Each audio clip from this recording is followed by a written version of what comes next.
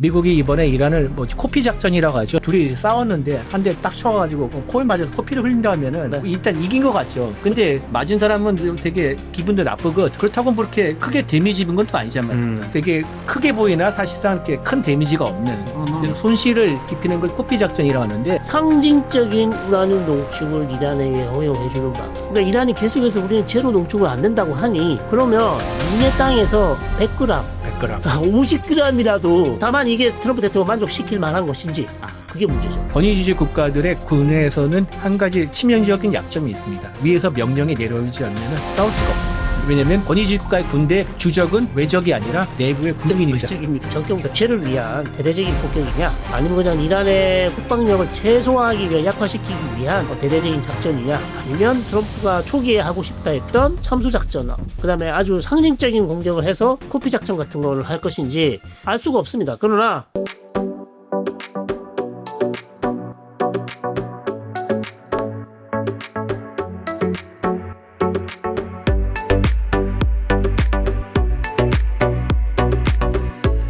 성일광 교수님, 이철재 기자님 모셨습니다. 교수님, 기자님 안녕하세요. 네, 안녕하세요. 예. 교수님, 기자님, 미국의 군사 전력의 50%가 이란에 모여 있다는 말이 나올 정도로 군대가 지금 이란 근처에 집결하고 있다고 하는데 미국의 군사적 움직임 좀 어떠한가요? 이게 X에서 한 연구자가 만든 인포그래픽입니다. 2월 18일 현지에서 조금 업데이트를 해야 되는데 이것만 해도 미국이 얼마나 많은 전력을 중동 지역에다 갖다 놨는지 보여줄 수가 있습니다. 일단 항공모함 2척이 있고요. 항공모함에 따른 전투기 중동 지역 그리고 유럽 지역. 왜냐면은 불가리아나 그리스에도 이제 전진 배치했다고 그러거든요. F-16 전투기. 그러니까 공중급유의 급유를 받으면은 이란까지 충분히 작전할 수 있다고 생각해가지고 유럽 지역에서도 중동 가까운 데에 또 이렇게 전진 배치해놨습니다. 그래서 이런 전투기나 작전기 모두 합치면 대략 한 4,500대 정도 되고요. 4,500대 정도 되고요. 이스라엘 전투기는 F-35가 한 45대가 있는데 F-35가 45대고 장거리 공격이 가능한 F-15는 한 80대가 넘습니다. F-16이 이제 많이 있는데 그 다 합치면 220대가 넘습니다. 대략 미래적으로 하면 지난 주말에 20대가 넘는 또 F-22가 추가로 또 중동과 유럽 지역에 전개됐다는 이런 또 보도가 있었습니다. 지금 우리가 얘기한 이 순간에도 계속 미국은 전력을 증강할 테고 그래서 이제 전투기가 몇 대인데 600에서 그럼 700대 된다는 얘기. 작전 지원기까지 하면 대략 한 1,000대 정도가 가까운 정찰기, 수송기, 예. 다 합하면 세력이 중동에 이란과의 이제 전면전을 벌이더라도 항상 이제 주요되는 세력이 전투기일 테니까 전투기랑 이를 비롯한 각종 작전 항공기니까 한 대략 1,000대 정도 가까운 세력이 이스라엘까지 포함해서 중동에 전개가 되고 지금 작전 명령을 기다리고 있지 않나 이렇게 추정을 합니다. 그리고 또 이제 여기 뒤에 보면은 배가 있죠. 이제 항공모함 2척과 그다음에 대략 잠수함이 지금 3척이 나와 있죠. 3척이 나와 있고 이지스 구축함이 하나, 둘, 셋, 넷, 다섯, 여섯, 13척이 있는데 발사할 수 있는 토마호크 미사일 수를 말하는 거예요. 2,000발. 요게 토마호크 미사일인 거예요. 2,000발. 그리고 저 밑에는 이제 지원하는 그 함정들이죠. 전투 함정이 아니라 지원 함정들. 그러니까 유조선이나 아니면 수리함이라든가. 예, 어마어마한 보급함. 예. 어마어마한 세력들을 지금 가져다 놨다. 야, 이게 사진만 봐도 정말 수많은 전투기와 배 그리고 미사일들이 지금 이란 앞바다, 이란 근처를 지금 집결하고 있다는 게 느껴지는데. 그리고 포드함이 이스라엘 앞바다까지 왔다고 이제 보도가 나왔죠.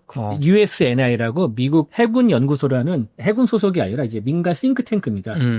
해군과 해양력을 연구하는 아주 굉장히 저명한 곳인데 일주일에 한 번씩 미 해군의 항공모함과 그다음에 강습 상륙함 미니 항공모함이라고 하죠. 요즘 F-35B 수직이 유착하는 스텔스 전투기 F-35B를 탑재하고 있으면 사실 미니 항공모함인데 위치를 이제 추적하는데 이게 이제 지난주 겁니다. 이번 주 최근 거는 내일 한국 시간으로 화요일날 보통 매주 화요일날 공개가 되기 때문에 근데 아직 지난주인데 보면은 링컨은 호르무즈 해협 오만에 앞에 딱 있죠. 포드는 지금 지중해 이미 진입을 했죠. 진입해서 지나서 쭉 가가지고 이제 거기까지 거기 어디 언저리에 있지 않을까. 조지 워싱턴은 일본 요코스카에 있는데 지금 정비 중이고 그다음에 조지 부시는 미국 동해안에 대기하고 있고요. 추가로 한 척이 더 필요하다면은 워싱턴이나 부시가 올 텐데 부시가 좀 더 가까우니까 부시가 올 것 같고. 근데 부시가 지금 정비 중인데 수준이 어떻게 됐나 모르면은 트리폴리라고 해서 여기 강수상륙함 네. 또는 이오지마 여기가 가까우니까 여기가 오겠죠. 이오지마. 여긴 또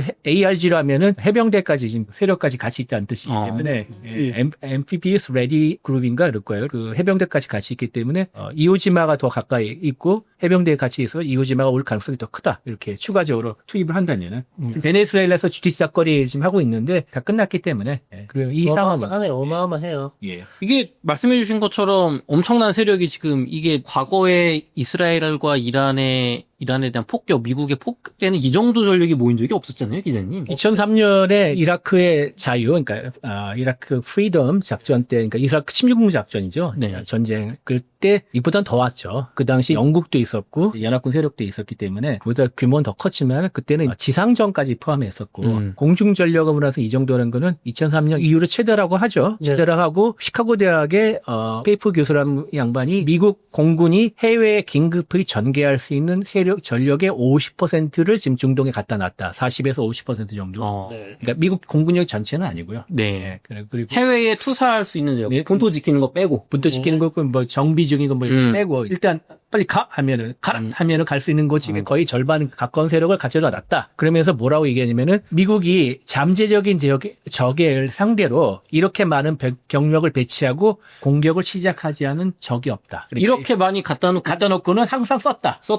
칼을 갈아놨는데 칼을 갈아놓고 뽑았는데 다시 집어넣은 적은 없다. 칼집에 준 적은 없다는 얘기죠. 이런 뜻이죠. 많은 분들이 생각하신 거, 또 트럼프 타코 또 그냥 물러날 거야. 이 정도 할 거였으면 이렇게 많이 안 갖다 놨다. 그렇죠. 타코 하면은 또 우리 송 교수님 타코인데, 그러니까 트럼프 always chickens out. 네. 용두삼이.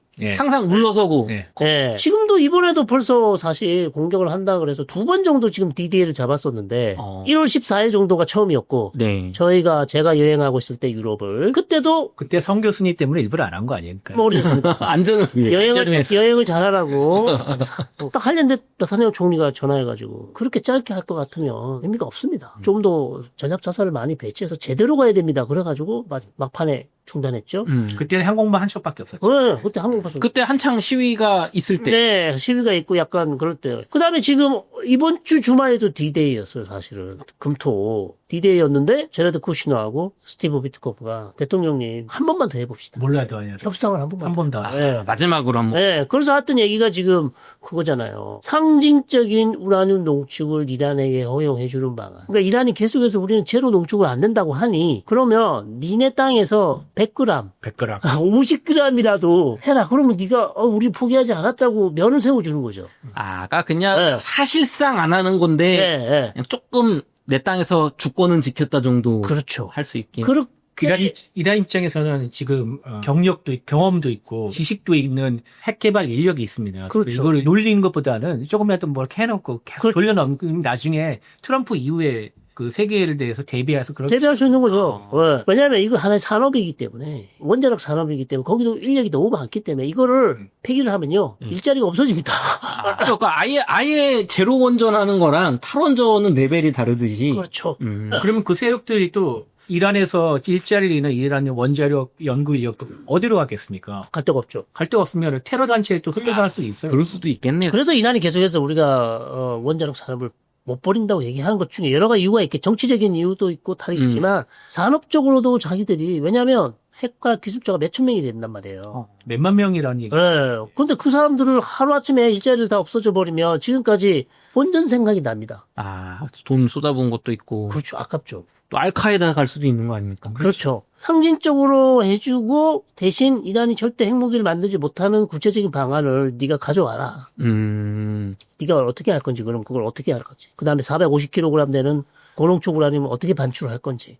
그건 어떻게 할 건지. 이번 48시간 내에 내일까지예요. 내일이 트럼프 대통령이 상하원 의원에서 국정연설이 있습니다. State of Union. 네. 그거를 하는 그 시간까지 가지고 그걸 보고 괜찮으면 목요일 날 스위스 제네바에서 3차 회담을 하겠다는 겁니다.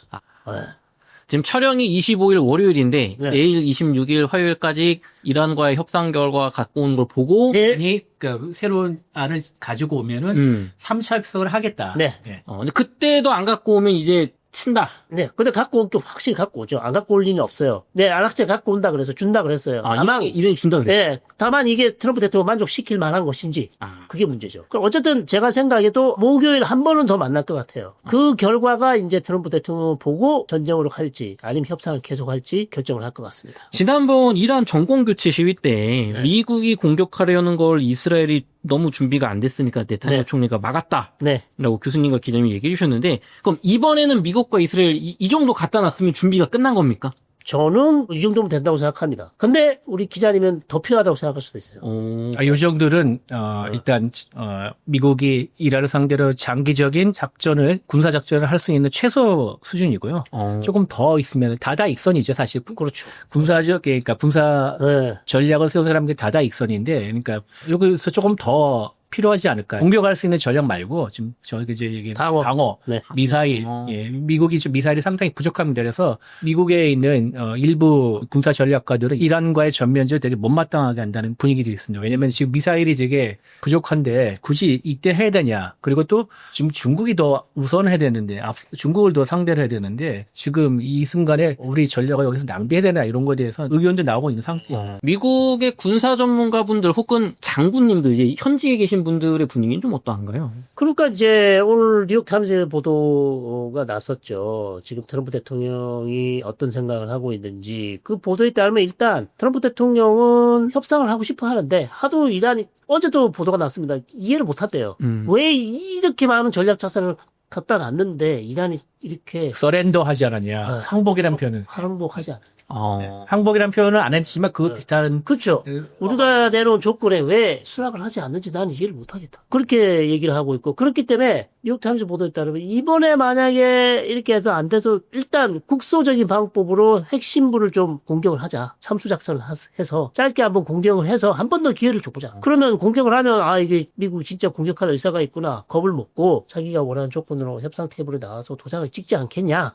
그렇게 일단 생각을 하고요. 그래도 안 되면 몇 달 있다가 대대적인 공격을 하자라는 그런 아이디어를 갖고 있다는 보도가 났어요. 근데 이게 말이 안 되는 게 그렇죠. 군사적으로 말이 안 됩니다. 전쟁을 시작하는 것도 쉽지 않지만 끝내는 게 더 어렵습니다. 미국이 이번에 이란을 코피 작전이라고 하죠. 둘이 싸웠는데 한 대 딱 쳐가지고 코에 맞아서 코피를 흘린다 하면은 네. 일단 이긴 것 같죠. 근데 맞은 사람은 되게 기분도 나쁘고 더럽고 그런데 그렇다고 뭐 그렇게 크게 데미지 입은 건 또 아니지 않습니까? 되게 크게 보이나 사실상 이렇게 큰 데미지가 없는 손실을 입히는 걸 코피 작전이라고 하는데 2017년, 18년 그때 북핵 미사일 위기 한참일 때 미국이 북한 상대로 검토했던 게 코피 작전입니다. 이제 몇 가지 내용을 지금 알고 있는데 뭐가 있냐면은 미국이 그때 검토했던 9가지 옵션 중에 하나가 뭐냐면 이제 평양에 있는 이제 김일성 동상을 스텔스 전투기를 사용해서 폭파하는 거. 야, 스텔스로 이제 폭파하는 거. 그러면 다음은 너다. 그러면은 북한은 굉장히 큰 공황이 일어나는 건데 심리적 타격은 크겠지만 북한 외에 무슨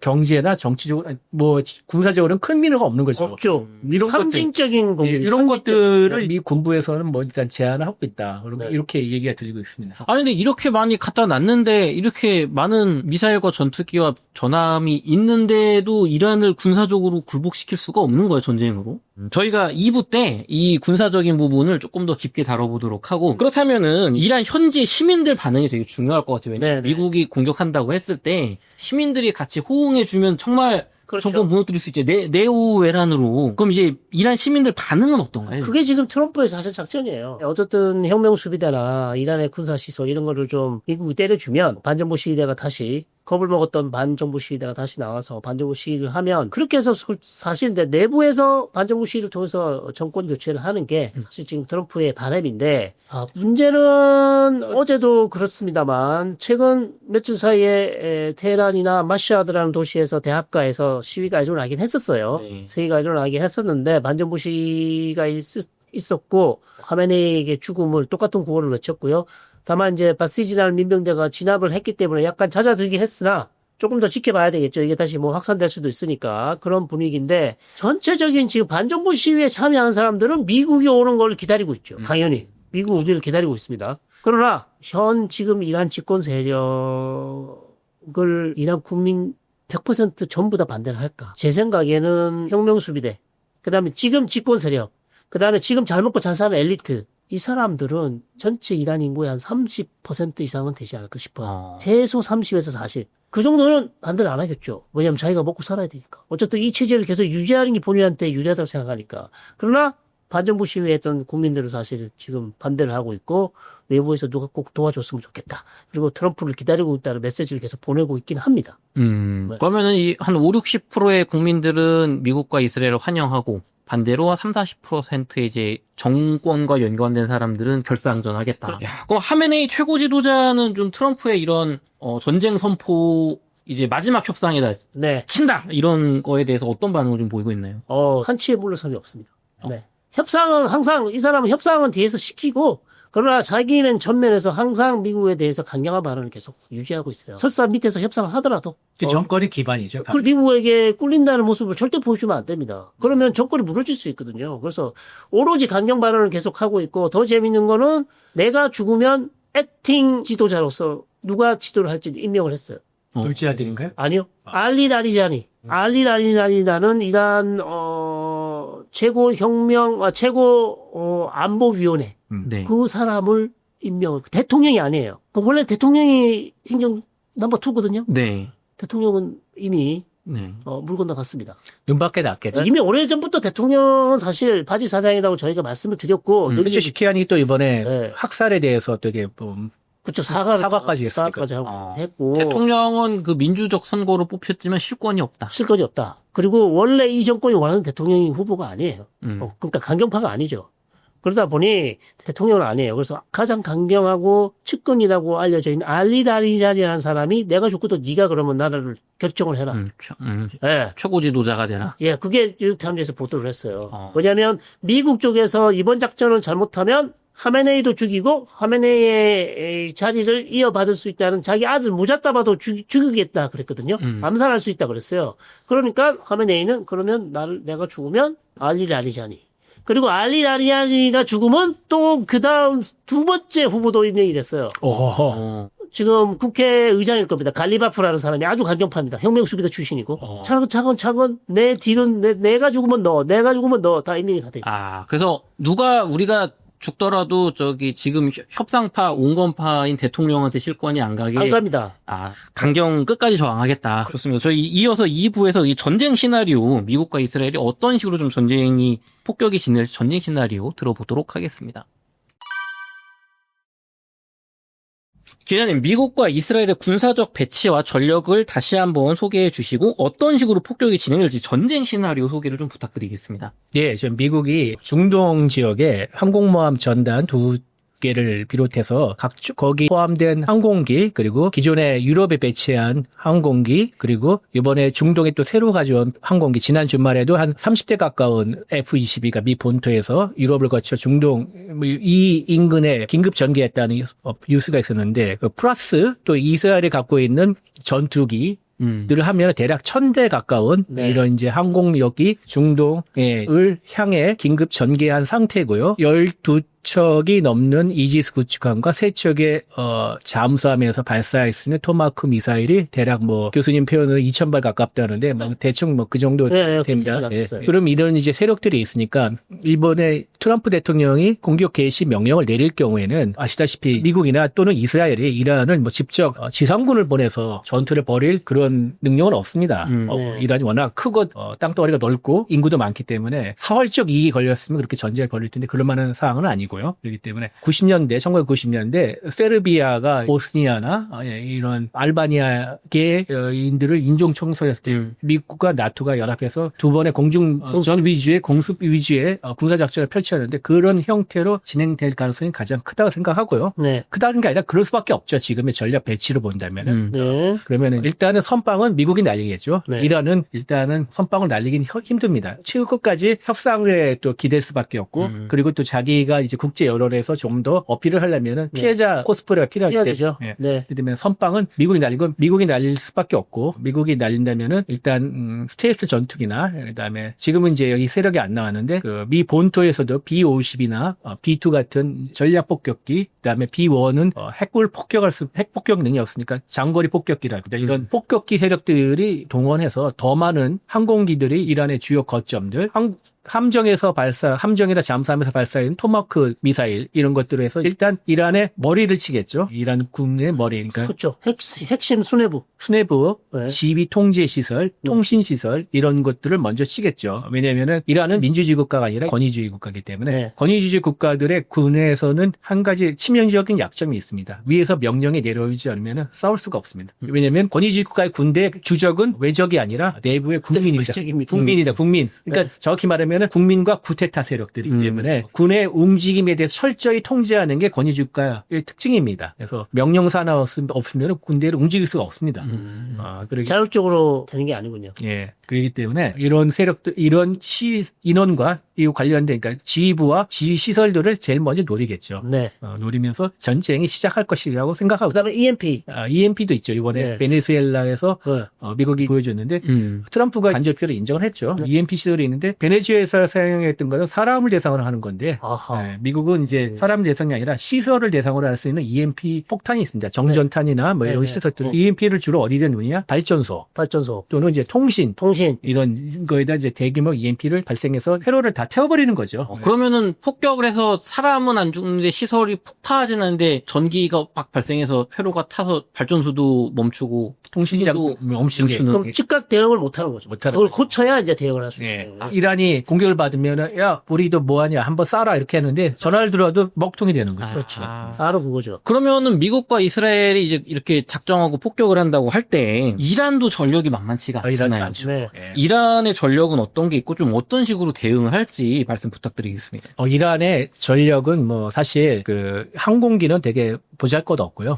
미국이나 이스라엘에 비하면은 뭐 세 발의 피도 아니고요. 세 발의 헤모글로빈 적혈구 정도 됩니다. 거의 없다시피 거의 없다. 무시해도 될 만한 수준이라고 생각하시면 되고, 그러면 이란이 이제 미국으로나 이스라엘을 상대로 할 수 있는 전력이 크게 두 가지가 있습니다. 하나는 탄도미사일 플러스 순항미사일, 미사일가 있고, 둘째는 비대칭 전력으로서 해상에서 잠수함이랑 고속정이 있습니다. 미국이 선빵으로 전쟁이 시작할 경우에 이란도 이제 거기에 맞서겠죠. 그러면은 날아오는 미사일을 방공 미사일을 막던지 아니면 여러 가지를 하면서 반격을 하겠죠. 반격을 하는데 주로 이스라엘이나 중동에 있는 미군 기지를 상대로 일단 미사일을 날릴 것 같습니다. 미사일, 탄도미사일 날리겠죠. 탄도미사일 대략 이제 2,000발 정도인데 작년에 10일 전쟁 이후 이란이 굉장히 생산 능력을 캐파를 해서 하루에 100발?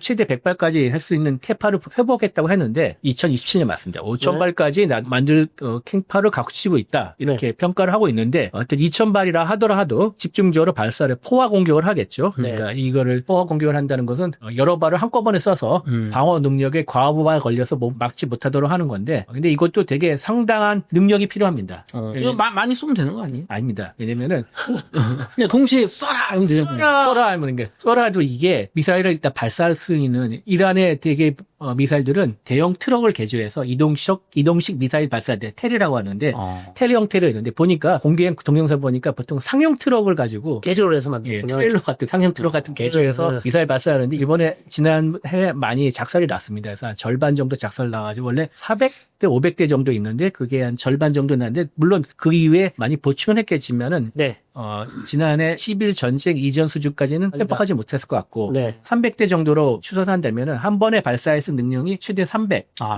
플러스 한 발 이렇게 못 쏜다. 300인데 거기다 뭐 어떤 발사대는 두 발을 갖출 수 있고 네 발을 갖출 수 있으니까 최대한 하더라도 1,000발 이상을 한꺼번에 발사할 수 없고 불가능하고 이거를 또 여러 지역으로 또 나눠서 하고 이게 또 미국과 이스라엘 여러 시설이 있는데 A 시설을 공격하는데 한 5군데에서 미사일 발사할 때 동시에 같이 탄착하게 되는 거. 이거는 작전도 되게 잘 세야 됩니다. 기막히가. 그러니까 운용을 잘해야 되는 거예요. 운영을 잘해. 시간 차를 두고 예. 공격을 해야 될 필요가 그죠. 쏘는 장소가 예. 한 곳에서 쏘면 폭격받으면 다 죽으니까 그렇죠. 부산에서 쏘는데 그거를 또 한 곳에 모으는 그럼 멀리서 또- 쏘면은 예. 얘는 한 10분 더 걸려 그러면은 그렇죠. 그거 스코모도 써야 되고 네. 그 계산까지 다 해서 네. 작전 계획을 세우는 게 이게 또 만만치가 않습니다. 쉽지가 않다 그게. 그것도 그런 목표 지점이 A지도 아니고 A, B, C, D 이게 마트 수십 군데가 될 텐데. 그렇죠. 예, 그러니까 그거를 생각한 그것도 가장 또 적정한 시점에 타격을 해야 될 거 아닙니까? 사람이 많던지 그렇죠. 장비- 피해를 최대할 수 피해를 최대한 그런 것도 다 고려해서 작전을 짜기 때문에 이건 상당히 골치 아프고 많은 역량이 필요한 작전입니다. 거기다가 케파가 지금 이란이 가지고 있는 케파가 전쟁이 나면 작년 6월 달에도 그랬듯이 모사드가 이란 내에 있으면 전쟁이 시작되면 그 발사대를 다 파괴를 해버렸단 말이에요. 먼저 하겠죠. 네, 작년에 그렇게 했었어요, 실제로. 그렇다면 미사일도 파괴하지만 미사일 발사대 테일까지 파괴를 해버리면 지금 가진 게 500이라면 전쟁 시작되면 그게 300으로 줄 수도 있고 200이 될 수도 있는 거고. 또 미국이랑 이스라엘도 폭격할 거. 그렇죠. 폭격을 또 할 거고요. 그다음에 이란이 지금 방공망을 가지고 있지만 자체 방공망을 지금 가지고 있다고 봅니다. 그럼 전쟁이 시작되면 처음부터 방공망부터 깨거든요. 그쵸. 왜? 그러면 그 방공망이 무너지면 사실은 무방비 상태가 되는 거죠. 이란 영국 무방비 상태가 되기 때문에 탄도미사일 발사하는 기미 징후가 보이면 족족 가서 공습을 폭격을 할 것이다. 그거를 이제 킬체인이라고 하죠. 네. 그러니까 우리가 이게 선제 타격을 잘 말하고 있는데 킬체인이라는 거는 저게 이제 미사일이나 한국 같은 건 이제 방사포 같은 이런 어떤 우리 시설을 타격할 수 있는 적의 세력들을 가급적이면 발견 즉시 탐지하는 즉시 그러니까 적이 발사하기 전이라도 탐지 즉시 바로 식별해서 타격하고 난 다음에 타격했는데 이게 피해가 있어서 이제 완전 무력화했냐 아니면 한 번 더 타격했냐 이런 까지 평가까지 하는 거를 일련의 과정이 있습니다. 탐지, 식별, 타격, 평가 이런 관련을 계속 평가까지 해서 한 번 더 때리면 다시 또 이제 탐지, 식별 이렇게 해서 이 과정을 돌아가기 때문에 네. 체인이라고 하는 건데 킬체인. 킬체인이라는 용어를 그렇게 썼는데 요즘에는 그것보다 더 한 단계 업그레이드 킬웨이브라는 개념이 있습니다. 킬웨이브는 뭐냐면은 킬체인에서 이 각종 자산들은 딱 하나밖에 없는데 여러 개의 자산들을 동시다발해서 이렇게 킬체인이 이렇게 돌아가는데 킬웨이브란 말 이렇게 가다가 예를 들어서 탐지 자산이 인공위성밖에 없었는데 무인기까지 있다는 말. 무인까지. 예, 아니면 레이더도 있다. 네네. 이렇게 갖고 이렇게 일직선은 가는 게 아니라 다층적으로 되는 거죠. 다층적으로. 3차원, 4차원 이렇게 가는 분기점이 늘어나는 겁니다. 거미줄처럼 거미줄처럼 된다. 된다라 가지고 킬웨이브라는데 이런 개념이 미국이 세워놨는데 이번 전쟁에서 확실하게 보여줄 수 있을 것 같습니다. 그 다음에 킬존이 있다며, 킬존. 그럼 뭐죠? 하여튼 이제 이란은 대규모 이런 포화 공격을 통해서 미국과 이스라엘의 시설을 타격하는 게 하나가 있고, 네. 둘째는 뭐가 있냐면은 또 저건, 그다음에 드론을 향해서 이제 드론을 향해서 공격하는 게 드론을 사용하는 공격이 있고, 네.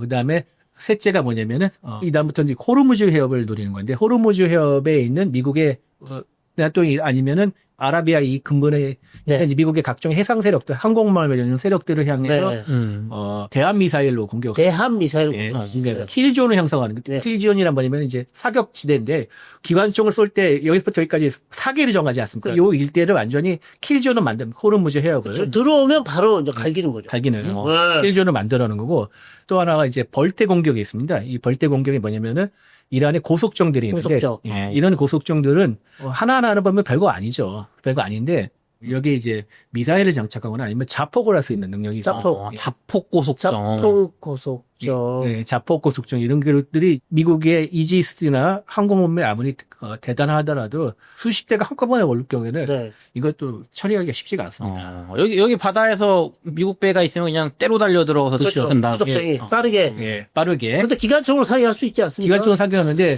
인해 전술처럼 막 올 경우에는 기관총으로 처리할 수 있는 능력을 벗어나겠네요. 그래서 이제 미국이 개발한 게 LCS라고 있습니다. 연안 전투함. 이런 얕은, 그러니까 그 근해에서 뭐 고속정이라든지 아니면은 또 LCS가 할 수 있는 능력이 소외 능력도 있습니다.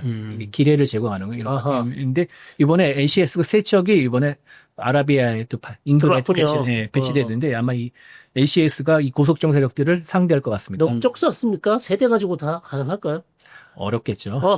야. 근데 또 다른 또 능력이 그러니까 예를 들어서 헬기를 떼어가지고 헬기에서 로켓으로 로켓으로 공격할 수 있겠네. 그런 방안을 할 것으로 생각이 됩니다. 그런 벌떼 공격이 있고 또 하나가 뭐냐면은 아예 호르무즈 해협을 봉쇄하는 건데 기뢰로 봉쇄하는 겁니다. 벌써 이제 작전 대기 명령을 내렸다는 보도를 본 적이 있는데 네. 호르무즈 해협이 되게 저기 보면 굉장히 좁습니다. 그렇죠. 좁아. 얇고 예, 좁다. 얇고 좁습니다. 네. 여기다 기뢰를 쫙 깔아 넣을 경우에는 미국의 전투함들이 진입을 또 못할 뿐더러 뭐가 되냐?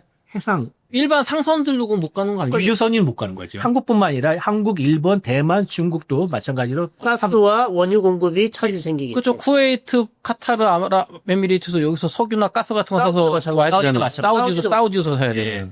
그 원유뿐만 아니라 LNG, 그러니까 가스, 천연가스도 완전히 20% 잠궈버리고 전 세계 20%가 저기서 나오고 원유는 30%가 저기서. 그걸 여기를 기뢰를 깔아서 그렇죠. 전 세계 경제를 망가뜨리겠죠. 그리고 전 세계의 20%, 30%지만 동북아시아, 한국과 일본, 대만 같은 경우는 거의 절반이 넘죠. 60, 70% 되죠. 예, 예, 수준이. 야, 경제를 안 우리는 거의 70%죠. 우리 에너지 70%. 그럼 저거 수입 물가가 엄청 비싸질 거 아닙니까? 그렇죠. 그럼 그렇죠. 우리나라 어떡합니까? 그게 우리는- 문제죠. 미국은 상관없습니다. 미국은 자체적으로 셰일가스도 있고 그러니까. 야, 이게 이란 때문에 지금 우리가 피해를 보게 생겼는데, 네, 그리고 또 하나가 이제 마지막으로 하는 게 이란은 북한에서 연호급이라고 있습니다. 그때 강릉에서 침투했던 상어급인데 상어급보다 더 작게 만든 연호급 연합급 잠수함이 있군요. 잠수함을 소형 잠수함입니다. 되게 굉장히 작은데 밑에다가 해저에 착조 가라앉아가지고 대기하고 있다가 예, 배가 지나가면 배가 지나면 그걸 공격하는 거예요. 아, 그런 또 전술을 쓸 수가 있습니다. 근데 이게 잡기가 되게 어렵습니다. 가만히 있으니까 바닥에. 바다에 가만히 있는데 작아서 탐지하기 쉽지 않습니다. 어. 이야. 미국으로서 되게 이란이 굉장히 골치 아픈 그게 한 몇 대나 가지고 있어요, 이란이? 제가 기억은 안 나는데 한 50척은 안 되는 것 같아요. 안 되는 언더. 그래도 그게, 그걸도 엄청 많잖아요. 40척만 가져도. 그죠, 뭐, 한 대 재수없게 한국으로 와. 터지면. 그러면은 기자님 이렇게 이란도 전력이 만만치가 않은데 특히나 미국은 머니까 미국에 탄도미사일 쏠 수는 없지 않습니까? 능력이 안 돼서 이란이. 그럼 이스라엘에다 쏠 텐데 예. 이스라엘의 핵발전소나 댐, 병원, 정유시설 혹은 민간인 이런 국가 기관 시설을 이란이 공격할 수도 있는 거예요 이번에? 당연하죠. 당연하죠. 네. 지난번에도 했어요. 네. 또 하죠. 이스라엘이 이거를 핵발전소 이런 데 맞으면 어떡합니까? 핵발전소를 공격할 수도 있는데 어쨌든 이스라엘은 뭐 작년 6월 전쟁에서 많은 걸 배웠다. 그래서 우리가 추가적으로 요격망을 더 튼튼히 했다. 조금 더 그다음에 그거 있죠. 레이저 요격 네. 그걸 지금 실전 배치했다고 했습니다. 아이언 빔이라고 아이언 하죠. 빔이죠. 네. 네. 근데 레이저로 미사일을 요격한다. 뭐 얼마큼 또 실전에 레이저로 할지 모르겠어요. 탄도미사일을 요격하기 쉽진 않고 레이저로 요격을 쓴 거는 로켓, 드론이나 로켓. 소형급. 자기들도 상당히 준비를 많이 했다고 얘기는 하고 있어요. 작년보다는 더 튼튼하게 준비를 했다고 하는데 아시다시피 탄도미사일을 100% 막아내는 것은 불가능하잖아요. 불가능하죠. 그렇기 때문에 피해를 입을 거를 지금 감수를 하고 있습니다. 네. 그러면 결국에는 이번 전쟁 폭격으로 미국과 이스라엘이 성공적으로 이란을 마비시키고 폭격하고 기관시설 파괴하고 할 것 같아요. 이스라엘도 좀 피해도 있겠지만. 근데 중요한 거는 이란이 결국에 이 폭격에 굴복을 하고 핵협상에 나오느냐. 인데 미국과 이스라엘 지상군 파견 없이 가능하다고 보십니까? 결국 그 미국의 지금 목표는 사실 뭐 여러 가지로 나눌 수 있겠죠. 이게 지금 정권 교체를 위한 대대적인 폭격이냐, 아니면 그냥 이란의 국방력을 최소화하기 위해 약화시키기 위한 대대적인 작전이냐, 아니면 트럼프가 초기에 하고 싶다 했던 참수 작전, 그다음에 아주 상징적인 공격을 해서 코피 작전 같은 걸 할 것인지 알 수가 없습니다. 그러나 이란은 어쨌든 대응을 할 텐데 아까 말씀하셨지만 이란이 대대적으로 반격을 할 수도 있지만 이미 우리가 가진 걸 모든 걸 쏟아붓겠다고 어마어마하게 지금 공격적인 발언을 했어요. 이란은. 네. 실제로 그럴 수도 있어요. 그러나 또 다른 전문가들은 그렇게 보지 않습니다. 작년 6월처럼 이란이 말은 그렇게 하지만 왜냐하면 그렇게 하면 에스컬레이션이 되잖아요.